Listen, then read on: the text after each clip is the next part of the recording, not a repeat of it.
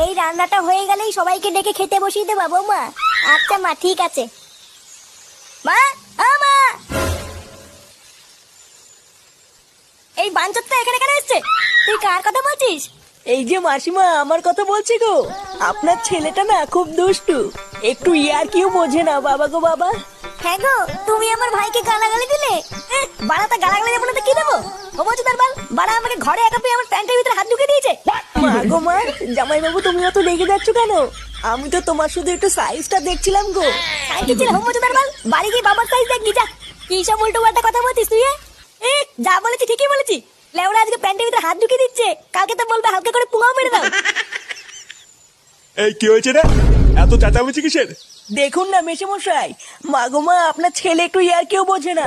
ওটাই আর কি ছিল বাঞ্চুদ? দেখেছেন তো কিভাবে বলছে। দেখো মা, আমি কিন্তু বলে দিচ্ছি, এই চুদির ভাই যদি বাড়িতে থাকে আমি কিন্তু বাড়ি থাকবো না, বলে দিলাম। চোরে বাচ্চা, তুই ঘর থেকে বেরিয়ে যা। আমরা কোনো কাজকর্মের বেলায় নেই, কোনো রোজগার পাতি নেই, আবার বড় বড় কথা। ও বাড়া, মায়ের থেকে মাসির দরদ বেশি, তাই তো? বাড়া এখন তো দেখছি আমার থেকে এই বাড়িতে এই হোমোচোদার দাম বেশি। লেওলা যেদিন এই হোমোচোদাটা তোমার ধুতির ভিতরে হাত ঢুকিয়ে নেয়ানারি করবে সেদিন বুঝবা বালের এই বাড়িতে আমার কোনো দামই নেই।